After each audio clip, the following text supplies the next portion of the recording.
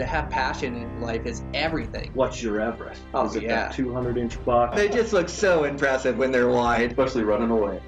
Welcome to this week's episode of Eastmans Elevated. It's like a think tank for outdoor activity. Sounds exactly like my hunting. Just always thinking about it, always trying to evolve it and make it better. Here's your host, Brian Barney.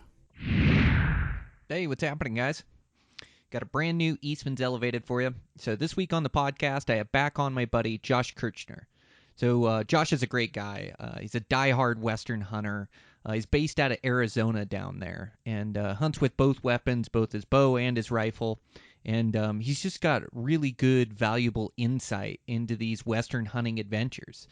Every season, he's hunting multiple states, multiple species, and today we talk about getting over a failure. Failure is a prerequisite to bow hunting, and it's also a prerequisite to being successful. It's learning from our failures. And so both Josh and I had a miss this season, and so we talk about that and kind of how we digest that miss and how we get better from it. We also talk a lot about execution and about our mindset going into these shots. It's so much easier said than done to put a perfect arrow in an animal with all the pressure on. So that's what we discussed today. We also talk about some of the opportunities down there in Arizona, talk about some of those late season bull tags and really good units. Josh is just getting ready to embark on one of those hunts on this podcast. I think he's finished up that hunt now, but it makes for a good discussion and especially good as we're coming into tag and application season. So really enjoyed this conversation with Josh, and I think you guys are going to enjoy it too. I want to thank my sponsors for today's show. I want to thank OnX. OnX has absolutely changed the way I hunt and scout. I love that I can get aerial imagery, topography, and a hybrid of both on their app. I can also catch or save maps before I go on my hunt, and that way I have a map no matter if I have service or not. And the GPS in my phone works no matter if I have service or not. It's just a game changer to be able to go on my computer, be able to mark waypoints, vantage points, color code them from places I've been to places that I plan to go, and then have all that pop up on my phone in real time on the hunt. It allows me to look at these maps and adapt my strategy on a hunt to where I want to be going, and I'm always finding useful tools as they continue to evolve this app. Love that tracking feature in steep terrain to be able to get back to my camp. And that's no matter if I'm stuck in the snowstorm or in the dark. It has saved my bacon a couple times. One time in New Zealand in steep country. Another time I remember hunting this canyon coulee country, and I ended up miles away from my truck, and this fog rolled in at night. And I was really just trusting my phone. And if I wouldn't have had that, definitely would have been spending the night out without a sleeping bag or tent, or it would have been a long night. Yeah, I absolutely love OnX. If you're not a member, make sure to check them out. I also want to thank Cutter Stabilizers. Cutter Stabilizers change the way the bow holds and also the reaction of the bow. They're made from carbon fiber. Earl has worked tirelessly to make these the best bars on the market. So his connection points are rock solid, and having that carbon weight, it's really light, and so it puts the weight, like the ounce weights, farther away from your bow, which really helps with the hold. But I love being able to fine-tune both my front bar and my side bar and change those weights and change the reaction of the bow and really fine-tune it. It just makes for a really good, forgiving shooting bow in the end. So it's a step that I never miss on these bows, and I love these Cutter Stabilizers. He's got all different size bars. He's got weights. We'll be coming out with a sidebar bracket here soon. If you're in the market for any new stabilization bars, make sure to check out Cutter. And with that, make sure to check out everything we have going on over there at Eastmans. Check out the magazines, Eastman's Bow Hunting Journal, Eastman's Hunting Journal. If you put in the promo code ELEVATED321, that'll get you both magazines and an outdoor edge knife for $50. And make sure to check out our Beyond the Grid or internet TV show. You can search on YouTube, Eastman's Hunting TV. And also check us out on the Outdoor Channel. You set your DVR for that. So we got some really good new episodes coming out. I think I've got 3 to 4 new episodes from this year, and I've still got a couple episodes to come out from last hunting season as well. So be really fun to see all those edited up. And just sent off my footage yesterday, so sent it into the office there, and they'll start going through it. And so much great content to put out this year. Also, make sure to check out our Instagram pages. Check me out at Brian_Barney, and then also Eastmans Elevated on Instagram. And also check out TagHub, our internet research tool. So that's what we've got going on. As far as me, man, I'm pretty much wrapped up with these hunts. May do a desert hunt here late. But yeah, just getting back to work and back to my training. Got in some good long runs, and now last couple days I've been working hard in the wind, trying to set some trusses and recording podcasts and things. And so been busy. I've actually missed the last couple days, so need to make sure I get out on a good run today. But before that, man, I had a good stretch going on some good long runs, and yeah, just working with that bow and just trying to get back in the routine of preparing myself for next season. So putting in the work now just pays such dividends once it comes to hunting season. So super excited, starting to look at tags and opportunities and trying to plan out my season, scouting. I spent a lot of time on OnX and that, but it is officially the off season for me. What a season it was. So many great times there and great adventures. And so I'm just fortunate beyond belief. So man, and I've been recording some awesome podcasts, including today's, but I've just been getting some great ones that I'm really excited to release to you guys. And so I'm just going to keep on the recording and getting good guests and having these good, authentic conversations. I love getting on these good public land hunters that are, doing the same thing that we're doing. They're out grinding and working hard and putting in the effort. And, so much of that comes down to just the approach and mental toughness, and so I love discussing that stuff on the podcast. But yeah, some great conversations coming up, including today's. So this is Josh Kirchner. I'm your host, Brian Barney, Eastmans Elevated. Here we go.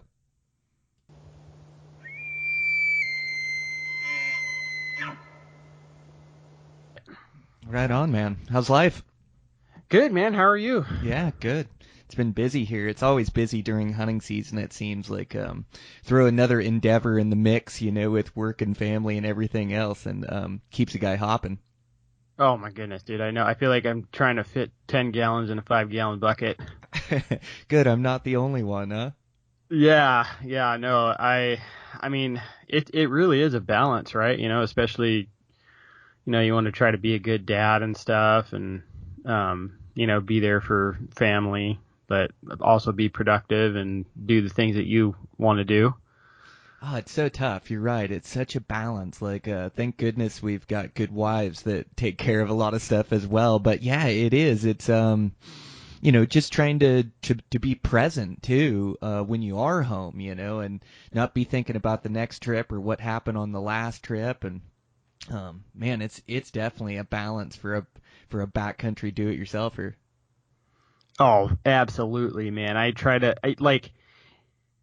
It is super hard, and it's different now. Like, I have a daughter now, so life is definitely a lot more busy, So I have to be very intentional about, I need to make sure I set time aside for that, and not, because I have a habit of, I'm obsessive about things, and something's on my mind, I'm missing that deer, what I was texting you earlier in the season, you know what I mean? Something like that, it'll just eat away at me, and I just want to try to fix it right away, and it wears on me. And so oftentimes I'm home, but my mind is at a different place, but that doesn't bode well for being a good dad, I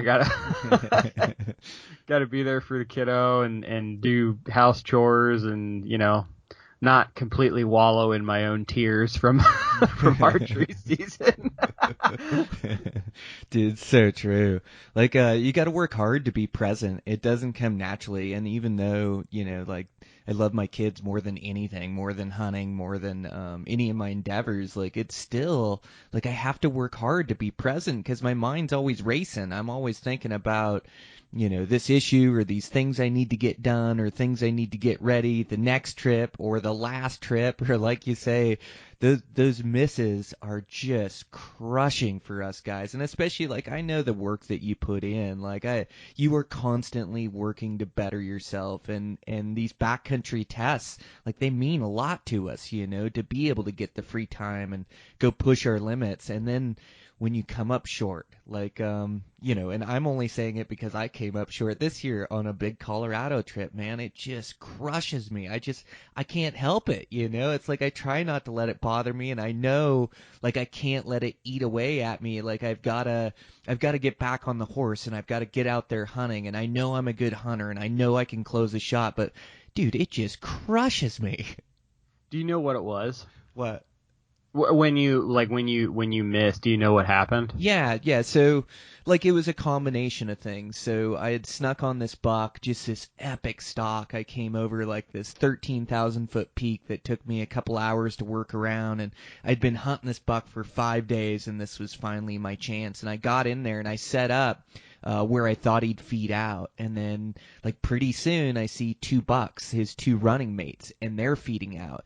And they feed right down below me, and so I'm kind of sitting on this rock. I'm self-filming, so I've got my tripod and my camera, so I've got to reach up and hit record, and so I record as these first 2 bucks come up, and they're out for like 10 minutes, and so finally, when they're not looking at me, I got to reach up and turn my camera off and get ready to turn it on when the big buck comes out. And one of the 4 points beds right in front of me at like 35 yards, and I just can't ever move when they're looking in my direction. So I'm on this rock, and finally the big buck comes out. I'm able to finally hit record, but I can't shoot this thing even though he's well inside my bow range and he's broadside, because I've got these other deer that'll be looking in my direction or head up looking my way, and I don't want to alert them of my presence. So like I spent 30 minutes like in this position on this rock, like trying to wait for my shot. And it's a steep downhill angle. The buck finally feeds over. I had a range at him at 52 broadside, and then he fed over, and then had him like at 42 right in there, clicked him with the rangefinder. My pin set to 52, so I figure I'll just shoot him next pin up because I've got a 5-pin slider. So with my bottom pin set at 52, my next pin up is set at 42, and I ranged the buck right at 42. And man, I was just twisted up on the shot. I was sitting on the rock, and he ended up way right of where I was, and I drew back, and it was a steep downhill sitting on the rock. I was twisted up, and I executed my shot there, but my pin was all over his body as I was pulling on my shot, and I grazed him right over the top of his back there. So, like, what did I do wrong? Like, it was an awkward position. I mean, I was so cramped up from 40 minutes of trying to hold still with these bucks. And then as I get back and I start shooting my bow at camp, I notice that things are a little bit high. And I had hiked in an absolute torrential downpour. So strings got wet, like everything got soaked. And I could only shoot 1 arrow at camp. It was like real rocky, and I tried to shoot arrows that week, but I could only shoot like, I shot 1 and buried it into a stump and lost my insert, shot another one into a rock. And so in both test shots shot high, and when I went back to camp I shot high. Now as I went home, my bow was shooting high by about 2 yards or so. Now, I still should have hit the buck at 42. I think it's just a combination of being twisted up, having my bow shooting a little bit high, like the whole deal, trying to self-film, that's more of an excuse than the actual reason I missed. So to tell you the truth, like I know why I missed. My bow was set high, twisted up, just a tough shot, but there isn't one thing that I can pinpoint that I did this wrong. I didn't execute my shot, or I didn't do, like, I went through my steps and my stages. It's just like, it's one of those arrows in the group. Like, usually your arrow at an animal is your worst arrow in the group as you're out practicing, and that was the case on that shot. So long-winded, but that's what went wrong for me. What about you?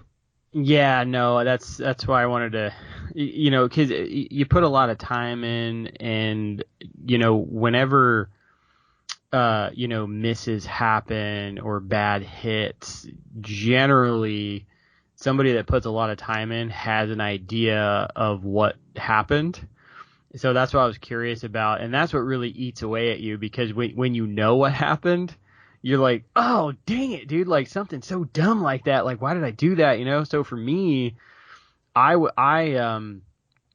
found this great buck. It was the last evening of our trip. We were packing out the next morning, so it was all in. And he goes and he gets up from his bed and he walks down into a cut. So I'm like, well, I think he's just gonna go feed. He's not going too far. So I went around and relocated him, and he bedded again. He was in a good spot, had like a cliff above him and stuff, just a perfect setup. And so I get on top of him, and right when I come over, he's up feeding. I see his antlers and stuff. I don't have a shot though. He's at 60 yards beneath me. And then he rebeds again, and there's a tree between him and me. So I was standing above this buck for about an hour, just waiting. The sun's starting to go down and stuff. And finally he walks out broadside just like he's supposed to. And I draw back, and dude, I was completely just not in my shot sequence. Like, it was, I don't know if it was the weight or, it was the end of the trip and stuff, and I hadn't flung an arrow yet. I don't know what it was, but I just wasn't in there. And I ended up,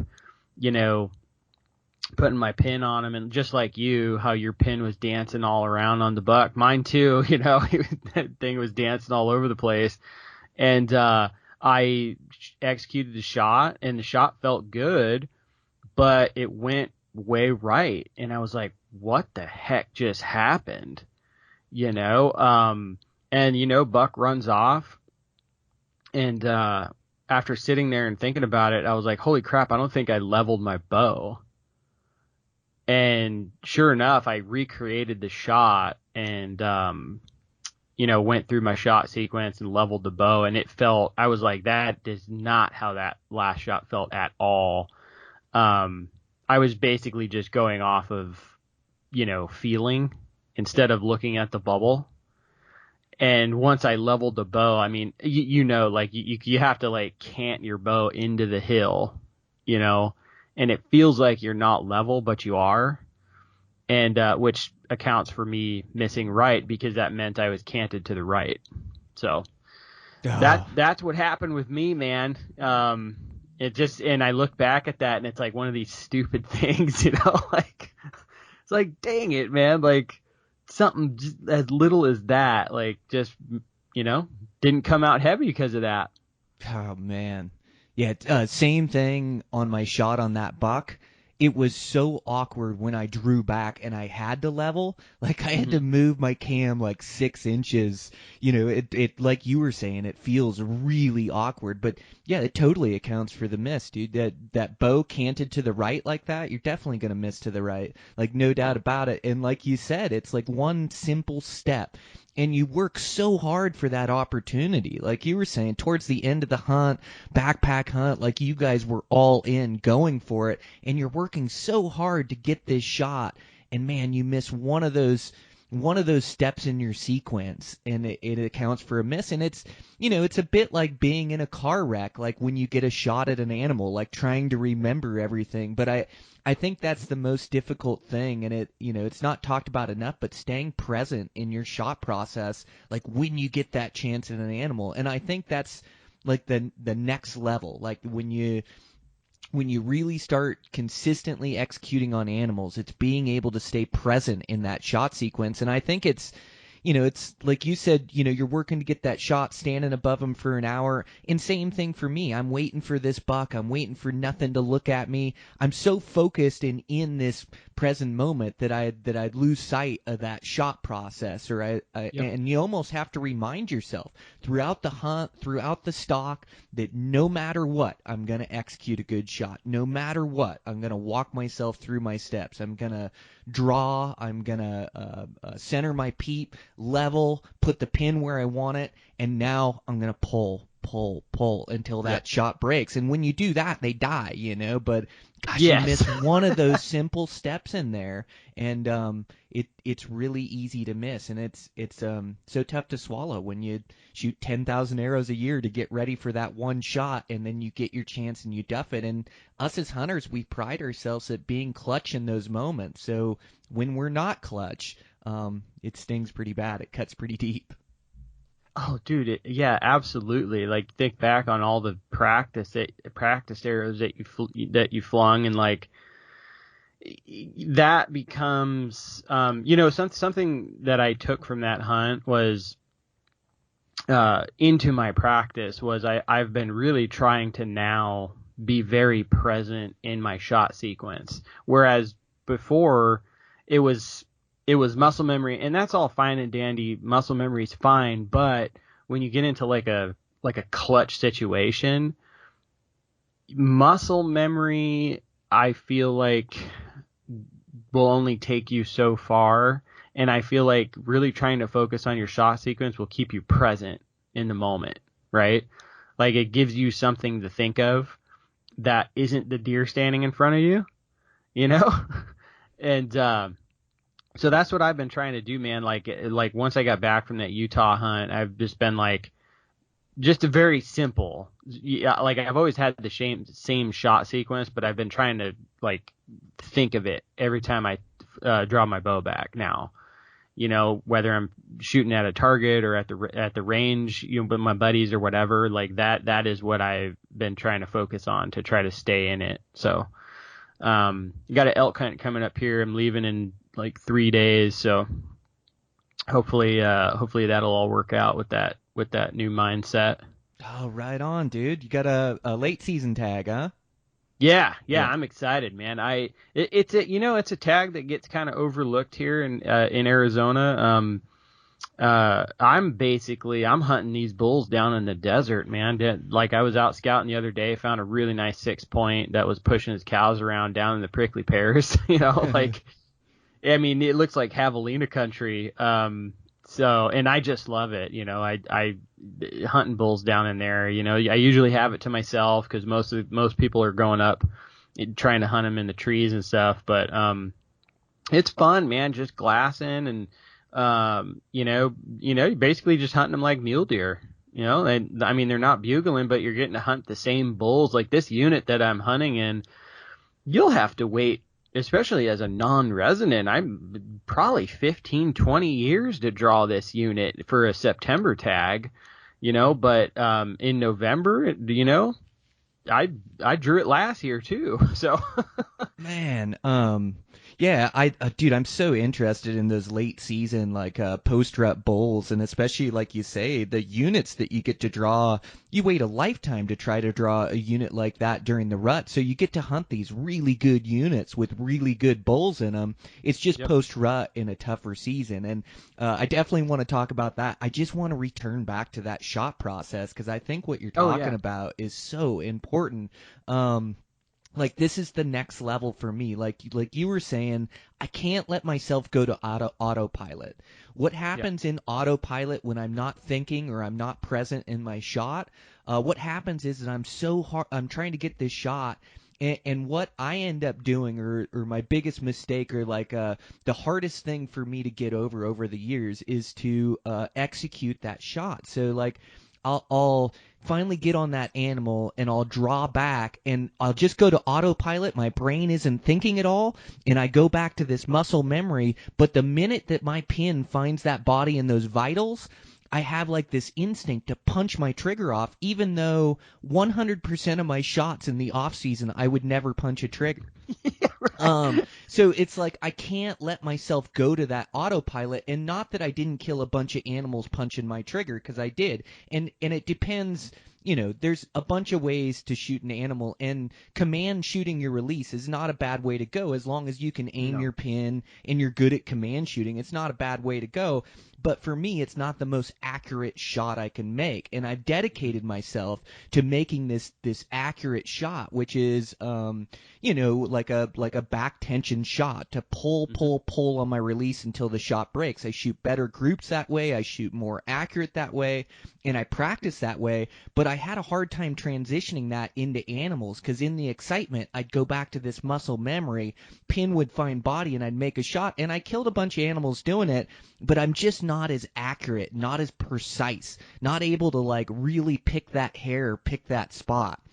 And so, I started down this path of trying to, how do I execute on animals like I do on targets? How do I make myself be present? And just like you were saying, talking yourself through the shot, being present in that moment. And it's something I can never forget. Like if I lapse in it, I had a great bow season, and there's a bunch of animals that died from my arrows this year, and I executed a bunch of good shots. But that doesn't mean the next hunt that I won't revert back to this autopilot if I don't keep present in that moment, and if I don't commit myself to that shot and executing a good shot.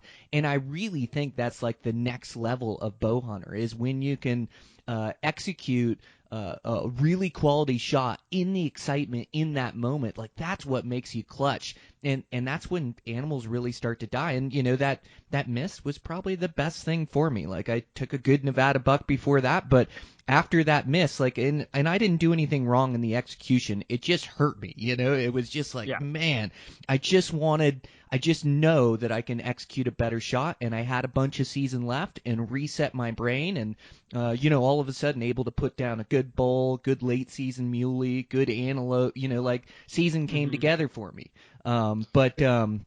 Yeah, just staying present in that moment, like you were saying, not letting yourself go to autopilot, and you just have to constantly talk yourself through it on the stalk, on the hunt, just remembering that when I get my chance, I'm going to execute my shot, because there is nothing finer in this world, at least for guys like me and you, than releasing a perfect arrow into that animal, man. It means the world to us, and it's way easier said than done. It's easy to talk about it right now in our comfortable houses and think, oh, I'm going to get the next one or what, but it is so difficult in the field with a giant 6-point like you're about to go for, he's standing broadside, to execute that perfect shot and put that arrow right where you want it, man. That's the ultimate.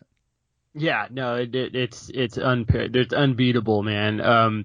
That, what you were saying though about it was the best thing for you. I feel the same exact way. I mean, it was bittersweet. You know what I mean? As crushing as it was to watch that hard earned arrow just harmlessly sail past that deer in Utah. I came back and I was telling my buddy the other day, I was like, dude, I have never felt more dialed, than I am right now because of that, yeah, didn't get the deer, but got something else from it, that I feel like is gonna fill a lot of tags in the future. So yeah, man, blessing in disguise, I think. Dude, that's such the right mindset. It's and I had to look at it that way too. I'd love to have that giant velvet buck that I was chasing for 7 days in the end, or 5 days when I got the shot, 7 days in total. But in reality, my goal in life is to become the best bow hunter that I can be. And you learn way more from your failures than you do your successes, And so the failure, it drives you to become better. It drives you to work harder to create that opportunity again. So, man, you just got the perfect mindset. Not a doubt in my mind that, definitely going to equal filled tags in the future. Yeah, man, it was rough, but I feel like that's definitely, you got to kind of walk into stuff like that. And I feel like, doing the whole thing where you're trying to stay in your process, I feel like that also lends to, we usually have more time than we think we do. At least I don't know about you, but when I when I'm in front of a critter, like that deer, for instance, you were talking about like you feel this like urge to punch. And I think that comes from this mindset of, oh, I got to get this off now or I'm not going to get it. But in all reality, like, no, you probably have a lot more time than you think. Like the animal, especially if the animal doesn't know you're there, right? Like if they don't know you're there, well, just let them do their thing, and really wait for that. Just what does it take? 2 seconds to be like, okay, hold on. Let me level my bubble. Let me, make sure I'm in my peep. I'm anchored good. I'm not putting too much pressure on my face, and just start executing your shot. We're not talking 10 minutes here. You know what I mean? This is seconds. So I think that's valuable, man. Oh, you're so spot on. Like, it does no good to miss fast. It's like, Yeah. I like walk around and I just think to myself, either I'm gonna execute a shot properly and kill that animal, or I'm not gonna shoot. And you're right, dude. The difference between a good and bad shot is probably not even 2 seconds. It's probably not even a second. It's just being present in that shot. You're probably talking about milliseconds to be able to execute a good shot. And so, like, it's almost like this change in mindset that no matter what, I'm going to execute a good shot. And if that animal doesn't give me the time to execute my good shot, it wasn't meant to be. They say I have no desire to miss fast. Like, that just doesn't, and sometimes they're looking at you, and sometimes, like, you're right. Like, you feel that pressure that this is your opportunity. You got to get the shot now, and you're working so hard to get a shot, and you can't kill an animal unless you're shooting at them.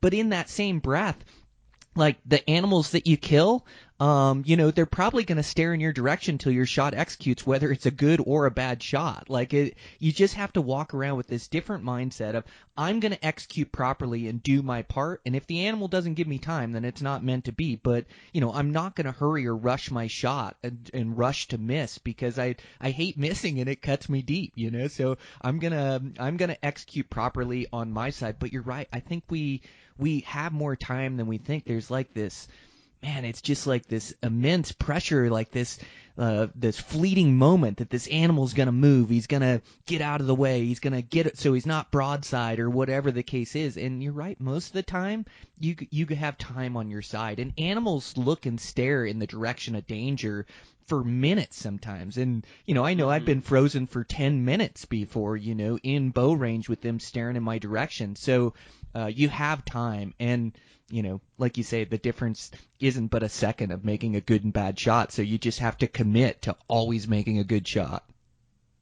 And, dude, I think the same thing, like, I know we're talking about bow hunting, but I think the same thing can, like, transitions into rifle hunting as well. Like, I just got back from a bear hunt in early October, and the bear that I killed, dude, it was the same thing. I was like, we've been waiting all day. Finally, this giant boar walks out, and it's like, oh, we got to get him. And I was like, dude, I don't feel steady, and I took a lot of time to really like check this bear out in the scope and like really pay attention to how much my crosshairs were dancing around on him and stuff. And like, I didn't squeeze the trigger until I felt like absolutely comfortable. And I really think that was because of that archery hunt. Because of what happened, being like, take the time, like, you do your job as a hunter, and execute a good shot. And I made a good shot on him. One shot and he was lights out, and I think that I really attribute that to that mule deer hunt that I went on with my bow. Dude, 100%. Dude, you're spot on. Congratulations on that bear, by the way. What a stud bear, and down on the desert floor, dude. That's insane. Dude, thanks, man. Yeah, that was I have always hunted in October. So my thing in October is always, I'm usually focusing on acorns, so I'm usually hunting them a little higher. But this year, it just wasn't happening too much in the acorns, man. I mean, there was acorns, but the prickly pears was where it was at. I backpacked into an area a few days before that, just an area that I thought was going to be just a dead ringer. I'm like, I'm going to be drowning in bears back here. And that wasn't the case. I turned up one small boar way high up. He looked like he had an oak patch all to himself. But other than that, I just wasn't seeing the food that I was thinking I was going to see. So I packed out of there. And my buddy and I ended up checking some lower country. And the first evening, just this giant boar walks out in the pears, just gorging himself on pear fruit. And we got set up on him, and we couldn't get to him we couldn't get a shot on him that evening. We were set up on him, but he ended up bedding behind a pear patch like until after dark. And then obviously he walks out after dark, perfect broadside. But so we went back in there the next day. Actually ended up seeing somebody try to kill a sow cub, that was kind of it. That was interesting. Jeez, that's a little disturbing, huh? Yeah, dude, it was gnarly. Like I saw this bear walking up the hill, and I was like, oh, sweet, there's a red bear over here. I'm going to go try to, get a closer look. And I go, I get over there, and I'm like, oh, dang it, there's a cub with it. So I just get my camera out, and I'm getting footage of the bears, and all of a sudden I'm looking at this bear in my glass, and I hear a gunshot. And I was like, huh. Oh, someone must have shot a bear down the canyon, Well, I keep looking at this bear, and then all of a sudden I start seeing dust fly up around the bear with the gunshot, and I'm like, holy crap, dude, this guy's trying to kill this sow. Granted, like, try to give people the benefit of the doubt, right? Like, at the time, the cub was well hidden. Like, that's no excuse, but, like, things happen, right? And the sow runs, and pretty soon, I think the guy missed 6 or 8 times. Those last shots, the cub was right with the sow, like standing right next to the sow, and the last shot was like a foot over the cub's back, and just really disgusting. You know what I mean? Like I ended up pulling out of that hunt early in the morning and tried to go get the guy's license plate number because I knew where he was parked. And he was gone by the time I got there. He was in and out quick early in the morning. I talked to the Game and Fish and, reported him and stuff. And that was a bummer, man. We were just kind of down. We went back into town, got some breakfast and coffee just to kind of regroup. And then got back in there that evening, and the big boar we were waiting on walked out, and we ended up killing him. So it was a nice ending, but that whole poaching thing right there in the middle was definitely a sour note. Yeah, man. Yeah, like you say, you like to give hunters the benefit of the doubt, and there's nothing wrong with shooting a sow, bear, because they are tough to identify, and that happens. But it's like you try to lay off the sows with cubs, or like all of us bear hunters lay off sows with cubs and identify correctly and make sure we know our target, and that's not the goal. And also, bears are a low population species, and predators have to be controlled as well. But they put those rules in place for a reason. It takes those bear cubs quite a while to get to maturity, and bears in general, it takes them a long while to get to maturity. And so, that's why they have rules in place that you can't shoot sows with cubs. And there's just no excuse for that. Like, I can see somebody making a mistake and shooting one where the sow's not around, or maybe get excited or something and don't give it time to identify. But there's no excuses. It's running away with its cub, and you about hit the cub. There's no excuse for that. But back to your original point, I definitely think, man, you are spot on. Like, the reason why you executed good on that bear is because of that bow miss. And it's the same thing with a rifle. Like, I think it's another level to a bow and being that close, but it's the same thing with a rifle and the execution.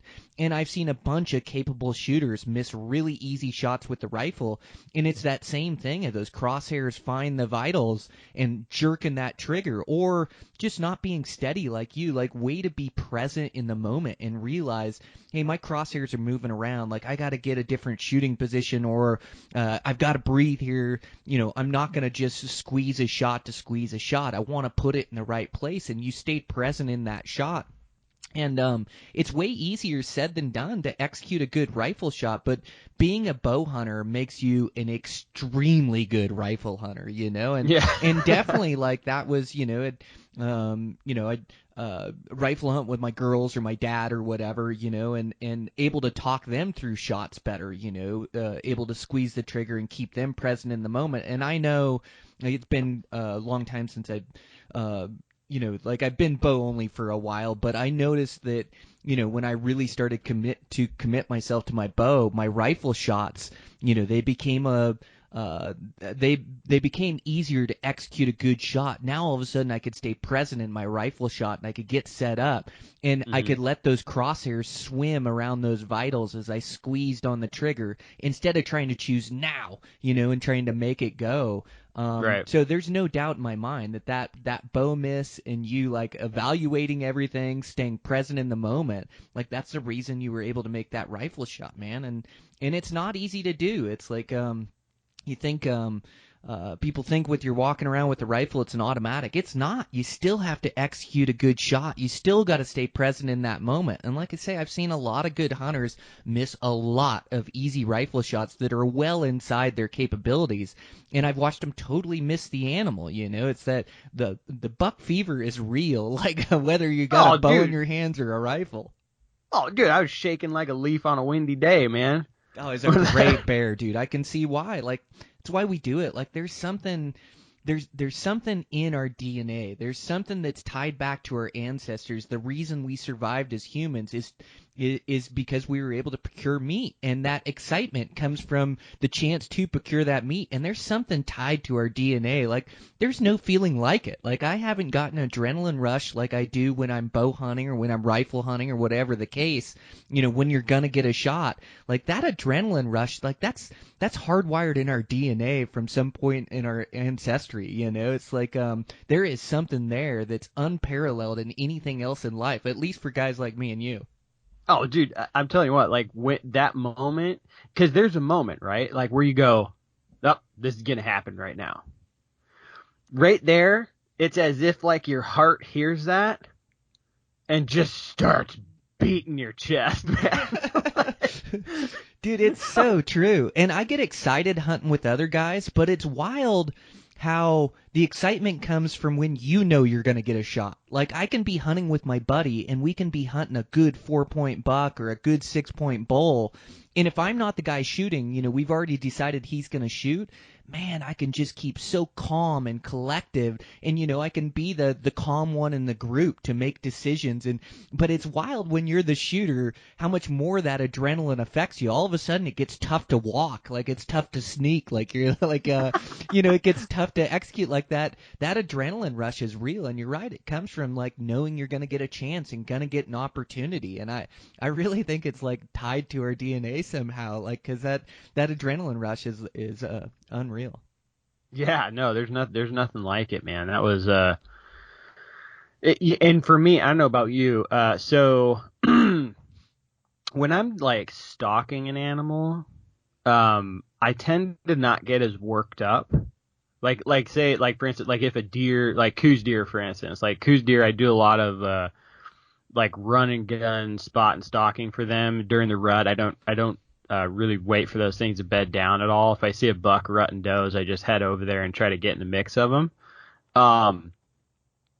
When I'm doing something like that, I'm so like hardwired on trying to be quiet and not be seen and stuff like that. And the adrenaline part of it kind of is not really in the mix too much because I'm so focused on something else, which I think is directly related to what we were talking about like your shot sequence. Like you being focused on something else can kind of like mitigate that the shakes, and the adrenaline rush. But when I'm sitting there and like whatever it is, whether it's a bear or whatever elk comes to me,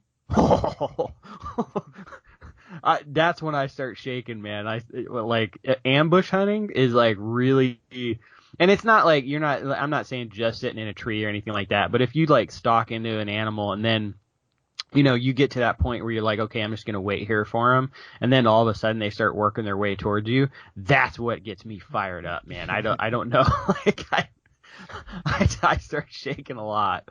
Yeah, I did pretty good, but I think like in the beginning of the year, like my first stalk of the year, like I almost put too much emphasis, or I've been thinking about it too much, and I'm like I get a little bit nervous stalking, or my feet don't quite place right, and I am like a little shaky or a little bit adrenaline filled. It seems like getting into bow range a couple times, making a couple stalks, it just seems to get normal for me, and then I'm in my routine for the rest of the season, and I can keep calm in those moments. But I do like.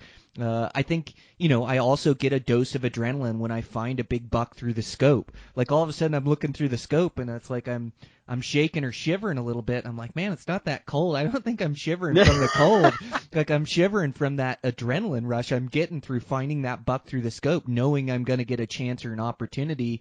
But you're right. Like when you get to stay focused in that stalk or in that moment and make those decisions, man, I mean, that's what I live for. That's what I absolutely love about bow hunting. The funnest part for me, or any hunting, is making those plays, trying to make those, all those decisions that add up to getting a shot and being able to put a perfect arrow in them. I love that challenge, and so like being immersed in that, I get rid of that adrenaline rush pretty fast, but it seems like the first hunt of the year, I still get a little nervous. And I was, this year was good. I had bear season, able to kill a nice boar. And then I did a Hawaii trip like in July that really got me ready for season. So by the time, August rolled around and I'm mule deer hunting, it's like I've made so many stalks and been in bow range of so many animals. Like it just almost seems normal for me, but, yeah, every once in a while it'll grab a hold of me though, where I can't even quite place my foot because I'm shaking. It's like, God, get a hold of yourself, man. Yeah, when I was a kid, this is what really like made me love bow hunting so much. When I was a kid, it was the first archery hunt I ever went on. It was with my dad, and it was the first archery hunt we had ever done in Arizona. And my dad did a little bit of archery hunting back east before I was born, but we decided to try the bow thing out and went out there, and I mean, I think we ran into like 3 or 4 bucks the first evening we were out hiking around, which was so far removed from what we were used to. Usually we were hunting in October rifle season, and seeing a buck for us was like a big deal. Like, holy crap, there's a buck, It was usually all does, but during this rut, it was the first time we did that, and we found this great buck and found a great trail that he was using, this fence line. So we got in there early the next morning, and we were sitting up against a tree, and sure enough, man, right when the sun starts coming up, the buck starts working his way. You start seeing his antlers come up over the horizon. It was incredible looking, like a magazine.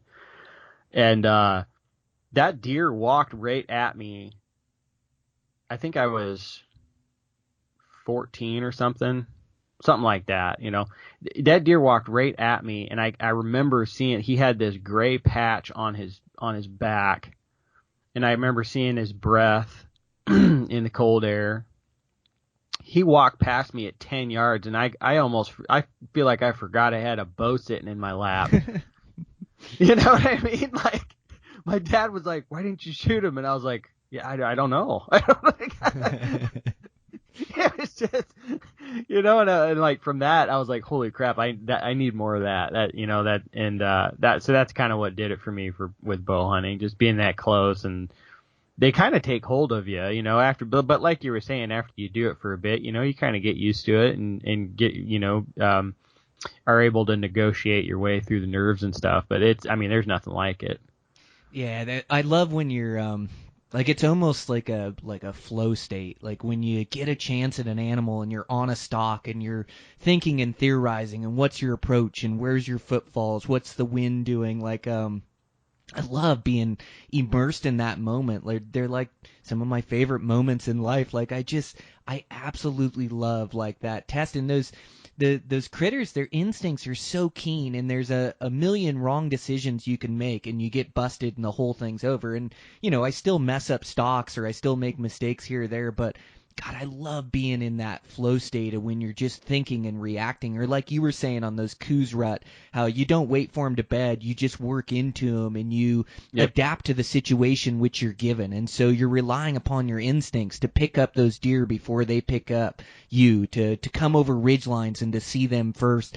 But I just love that flow state that sometimes, it only lasts for 15 minutes on the stalk, but sometimes it's hours of making moves, like on elk, like as you're moving with the herd and coyoting the herd and trying to get a chance at that bull. Like I love being in that element and being in that moment and being able to try to make those moves to put me into range. Like to me, there's just nothing funner. No, and I think that's something that I think somebody has to like learn on their own. Like you and I, like we both write and stuff like that, and write articles on bow hunting and everything, and people, what I've noticed, like we live in this like instant gratification world, right? Like if we want something, we just get it, and hunting is just not like that, right? And people want this like formula of, okay, what do I do in order to get the deer? Well, sometimes, like you were saying, like it's a lot of things all added up together, and you kind of have to. Sometimes you just kind of have to go with the flow of things, And the only way to get good at that is to have those at bats, And I've noticed like a lot of new bow hunters like out here. I usually try to go out with a few new guys every year during January and stuff, but they usually end up talking themselves out of a lot of stocks. And I don't maybe they're scared of failing. I don't really know, or they're kind of uncomfortable and they don't really know what they're doing. That's probably a factor too. But like, you have to go mess up, because that stuff is going to teach you what to do and what not to do, like knowing things like what is, quieter to step on than other things, and using brush lines and shadows and everything. Like the only way you're going to like, you can sit there and like read about that stuff all you want, but like when you're in the moment, like and using your instincts to like move through a stalk, you can only learn that by doing, I feel. And those stalks where you have to like just go with the flow, those are my favorite, man. And I feel like it's most of them, right? Like there's always like, you always kind of have to use your instincts, but those, like what you're talking about with like coos deer and stuff like that, that's some of my favorite type of hunting, where it's like, okay, where I'm just going to get over to this point here, and if they go this way, I'm just going to play it by ear, and see what happens. That's hunting, right? Like that's exactly what a mountain lion does. Dude, it's spot on. Like so well described. Like you always have to adapt to the situation you're given. Even if you have a buck bedded and you plotted your whole stock to this rock and you're going to shoot him from there, you're going to get over there and it's going to look different. You're going to have to adapt to that situation. You're going to come up and over.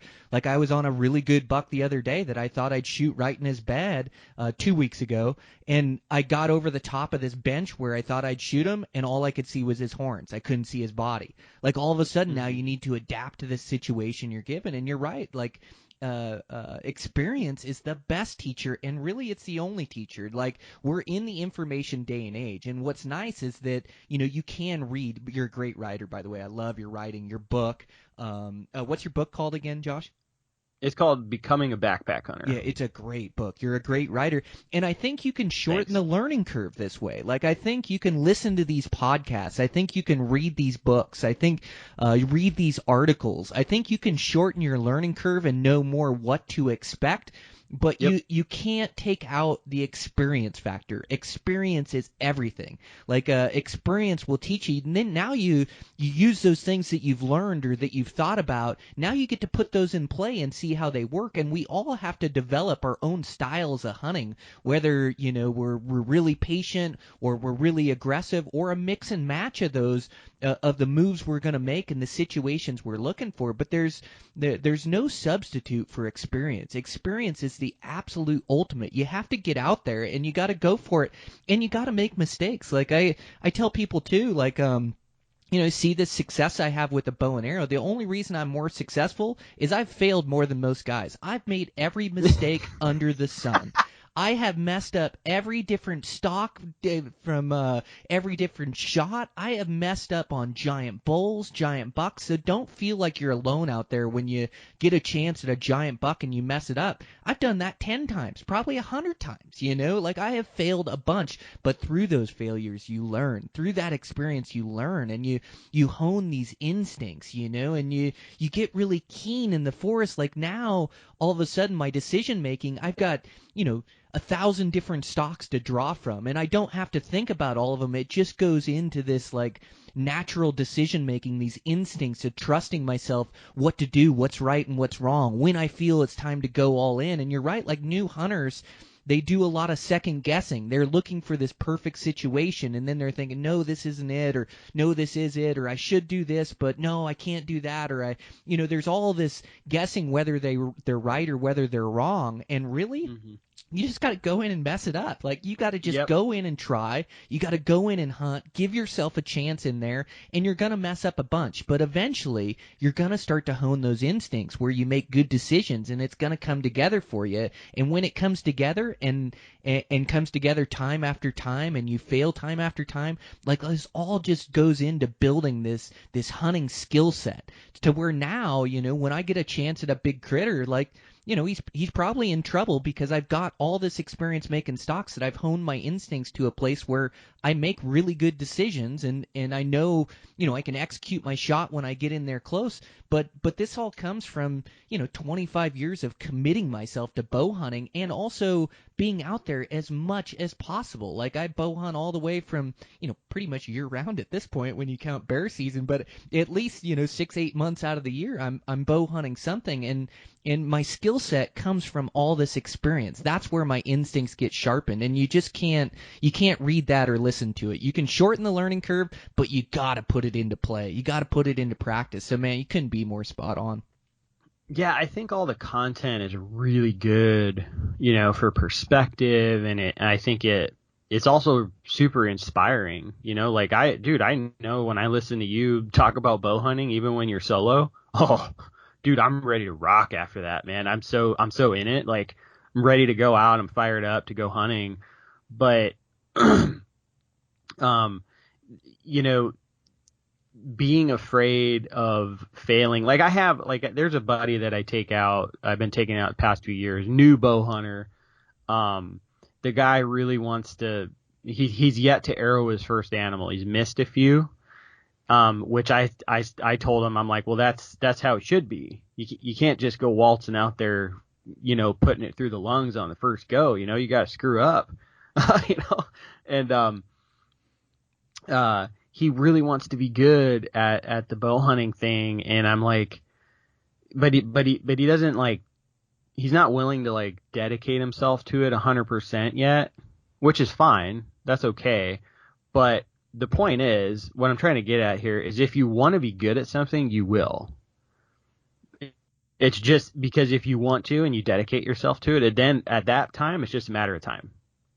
Like it might be longer than you want. It might happen quicker, but if you just put the pedal to the metal and like be like, no, this is what I want to do, and I'm going to enjoy it, just enjoy the entire journey through your bow hunting, experience or rifle hunting, whatever it is, like you're going to eventually get good at it. You just have to keep doing it. And I think, looking at failing, quote unquote, failing as like, lessons instead of failing. I think that is, like you said, they drive you, when you mess up, it's like, okay, well, when I screwed up, I just got another piece of the puzzle, rather than looking at it as, oh, dang it, you know what I mean? Like, it's a bummer, right? But you also, you now you have this piece of intel that you didn't have before, which is going to get you closer to your end goal. So, Man, that's great perspective. You're so right. Like, yeah, you have to fall in love with the process, not the results. Like, and it's easy Yep. in today's day and age to want those big bucks and those big bulls, and to want to feel the success and post them on Instagram. But that's not where it's at. Where it's at is falling in love with the process, falling in love with bow hunting, and then going deep down the rabbit hole of all these different facets of your stalking, your shooting, your physical fitness, your e-scouting, your finding locations. Like, it's falling in love with each piece of that puzzle and working hard on it. And you're absolutely right. Like, if you want it bad enough, it'll happen. Like, it's just a matter of time. And like you say, maybe it'll come quicker, maybe it'll come later. But where it is like just falling in love with the process, falling in love with bow hunting, or falling in love with hunting. And then you just start working at it and dedicating time towards it. And all of a sudden, all this time adds up to building your hunting skill set. And you know, like you said, in today's day and age, everybody wants everything instant. Bow hunting's just not instant. You know, it takes years to hone your craft, to be consistently successful, to be proficient. You know, it takes years, and you have to fail, and it's a difficult journey, and it's going to hurt along the way, but it's going to make that success sweeter in the end. And if you just keep working on that process and you want it bad enough, you will become a great bow hunter. No doubt about it. Yeah, no, 100%, man. It's you got to have perspective is everything, you know. It's amazing what like a simple conversation with somebody will do for you, you know, mentally, take you right out of your your pile of failure, sadness bowl or whatever, like get you right back out there, ready to rock. So, dude, that's it. Well, you got to be stoked for this elk hunt. I do think that's such a unique opportunity down there in Arizona to hunt really good units and hunt giant bulls. You know, these units you can't draw. You got to be stoked, man. Oh yeah, dude, it's awesome. And it's not to mention like the time of year. So you guys are probably pretty chilly up there right now, I'd imagine. Yeah, it's frigid. Yeah, so like I'm gonna be looking at a very brisk mid 30s for the low, and probably in the 60s during the day. So the weather's great usually this time of year, you know. So I, you know, and you can, you know, so this hunt here, popular tactics for this hunt, you know, a lot of people kill bulls over water, sit in water sources. Bulls are usually like all drained out from the rut and stuff. They're tired. They get, you know, they're holding up in these like nasty holes, and not moving a whole lot. So usually when you find a bull, you can pretty much throw a blanket on him because he's not going to go far. But elk need water, right? So like that's like a great way to shoot a bull. And then, but I just, you know, I really love the spot and stalk thing. I think it's great. It reminds me, it's kind of like my comfort zone, you know, cause I do so much hunting in December and January for the deer and stuff. And I just love that, you know, getting up high, you know, grabbing a vantage point and glassing and, you know, whether you bet them down or not, just making moves on them and stuff. And, you know, I'm hunting down in the desert of Arizona, so it's even more unique. There's no pine trees or anything. It looks like coyote javelina country where I'm hunting. So, man, that's wild. Yeah. Dude, so crazy. Yeah, good weather, which allows you to be able to be patient. Yeah, I love the spot and stalk game as well. It's my favorite game to play. But those elk, they tighten up their programs that time of year. They're tough to find post-rut. They're going to be running solo or bachelor herding up, or like you saw some with the cows the other day, so it must be still a little post-rut going on. But they're going to get in these holes, you know, these basins where they don't get bothered. And so you got to be pretty diligent at covering country, getting away from the roads, using your glass, and then also like just hiking like deep into these pockets and then looking first and last light. Is that kind of what you find down there? Now I'm comparing it to my post-rut hunting, but I've never hunted Arizona down there. But is that what it kind of seems like? Yeah, so what I've noticed with the whole the cows thing is like usually the herd bulls will usually have some cows with them during this hunt, but everything else is usually bachelored up or they're solo.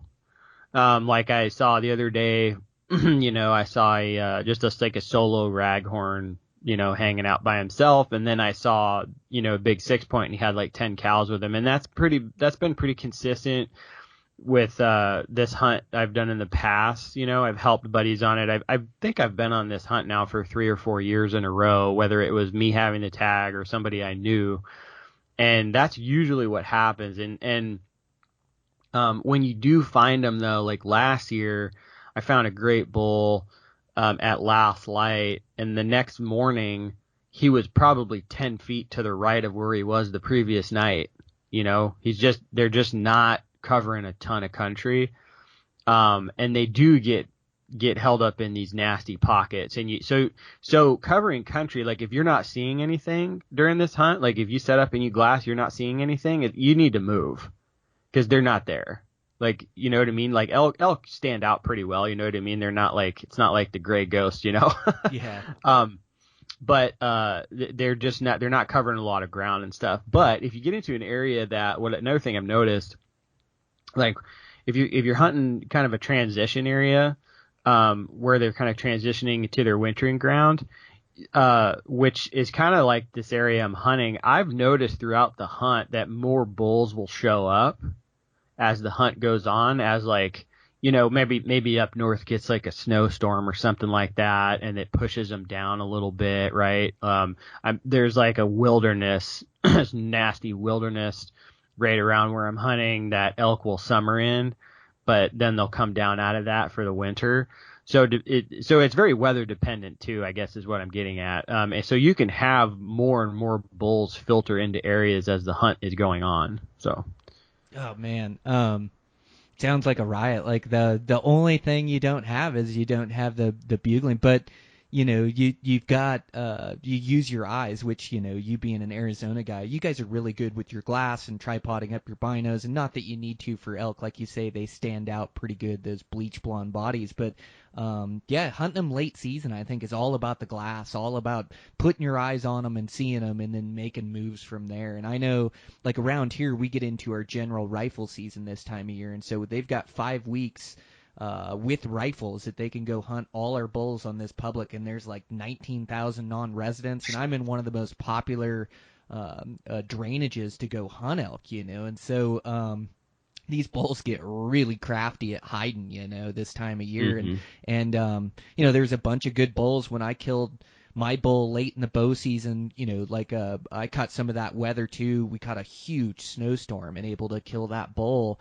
And there was a bunch of good bulls around on every feature, but boy, you sure don't see many of them right now. The snow receded and they're back just hiding in these holes, where they can survive and timber up. Yep. And they use chutes and slides, and so they definitely tighten up their program a bit from the rut. But dude, you ought to have an absolute riot, man. Sounds like a fun hunt. Yeah, no, I'm super excited, man. Especially so this year has been I don't know about you guys, but we've had a lot more moisture this year than last year. We had just a killer monsoon season. It's been great. As opposed to last year. Last year I think was one of the driest years we've ever had in Arizona. So yeah, so this hunt last year, I saw this area I'm hunting, there's usually like a half a dozen bulls walking around the area at the beginning of the hunt, and then more will come in towards the end. But like there was one, and that was because there was there wasn't a lot of water, so you had to, you kind of had to go find greener pastures. But this year, and during my scouting last year, I didn't see any bulls. And this year I've seen bulls now, like early on, so they're already in there. So I think it's going to be a good hunt, man. I think it's going to be great. So, dude, that's super cool. Well, that bear hunt you were talking about, don't you have a video out on YouTube with that bear hunt? Yeah. I just finished a film. It's called Endearment. It's on my YouTube channel. If you just search Dialed In Hunter, it's called Endearment. kind of just walks you through my fall bear season, here in Arizona. It's a hunt that I just really love, man. Just that October bear season is kind of what I cut my teeth on bear hunting here. It's just a good time to be out, It's like that time of year. I mean, our summers are just so brutal here. And once we get into that October, especially you head up north a little bit, you're starting to feel that like little bit of crispness in the air, right? And it's kind of like, oh man, that feels good. Like the leaves are starting to change and it's just a good time. The bears are fat at that time of year. Just getting ready for winter time and stuff. So yeah, it's called endearment. It's a good hunt, man. Goes through, I backpack into a spot, come out, meet up with a good friend, just kind of reflect on life and this hunt I've had in the past and stuff. And, we end up coming out with a really good bear. So. Dude, it's a great bear. Super cool. I got to check out that video. But I really enjoy all your content. Dialed In Hunter on Instagram too, right? Yep. And I really enjoy like these conversations I have with you. Like we got to do this more often. This is great. Like you said, getting motivation from conversations or content. Like I definitely get that talking to you. You have such great insight and perspective on hunting, and I love that you're in a different part of the country. You're all the way south, and I'm all the way north. But somehow our tactics still align. We're still able to find common ground in our hunting. But man, I really appreciate you and enjoyed the conversation. Thanks, Josh. Oh yeah, no problem, Brian. Yeah, likewise, dude. I'm telling you what, when I'm driving, making long drives to hunting camp, Brian Barney is usually coming through my speakers because I'm getting all jacked up, ready to go chase something. well, thanks a bunch, man, and make sure to check out your book as well. It's just a great book. You're a great writer, and also a bunch of articles that you publish. Who do you usually get your articles published by? I try to write for as many people as I can, but the mainstays for me, I do a lot of writing for Go Hunt, Exo Mountain Gear, Wilderness Athlete. Those are kind of the main. Gear Junkie, do a little bit on Gear Junkie and stuff too. So, and then there's my website, dialedinhunter.com. But yeah, do Super little print cool stuff here and there. Yeah, so Western Hunter. Cool. Yep. Good for you, dude. All right. Well, thanks again. We'll talk soon, and good hunting on that elk hunt. All right. Thanks, man. Okay. All right, guys. That's a wrap. Yeah, fun, in-depth conversation with Josh. Such a cerebral hunter where he really thinks through things and thinks through his game plan and objective. And I just love being able to break it down with similar minds out there that think similar to the way I do, or even different from the way I do, but have a thought process and then willing to sit down and discuss it. So yeah, just a great episode.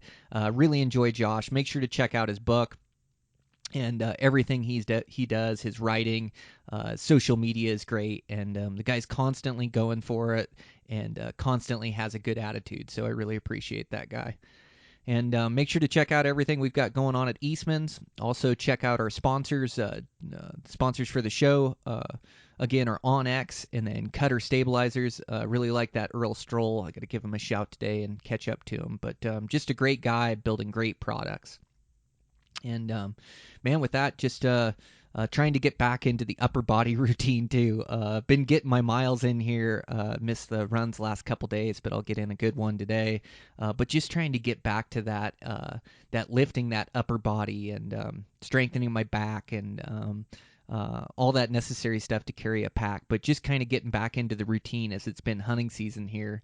And, I've definitely missed some upper body workouts, but back to it here, getting myself in shape and ready for next season. And just super excited at the opportunities out there and the adventures a guy can have. And so, yeah, just getting my work done and podcast recording. I'm finally not running by the seat of my pants. Hunting season gets a little busy, but captured some great video and great content, great photos. I can't wait to release to you guys. So yeah, we'll start putting that content out there. But thanks to you guys for all the support of the podcast. I sure appreciate you. Gosh, we just had great downloads throughout hunting season. Set new records. We had a new download record in August, and then broke it in September, and then broke it in October. set a record for the year for downloads, and it just makes me so happy to play a small part in your guys' success, or maybe just entertain you on the way to your hunts. But means the world to me for sure, and just the support of really good guys. I sure appreciate the messages, and I enjoy sharing in your guys' success, and enjoy seeing you guys be successful. There's so much opportunity out there, and so many great places to be discovered, and great hunting to be had, and I just love it so much. Every fiber of my being, just like you guys. And so it sure is fun to share this podcast with you. So thanks, you guys. I appreciate it. Also, if you get a chance, like and comment, share the podcast. You can subscribing to it really helps me out. And so all those things, I don't take them lightly, and I really appreciate them. So thanks, guys. With that, I'll check in with you next week.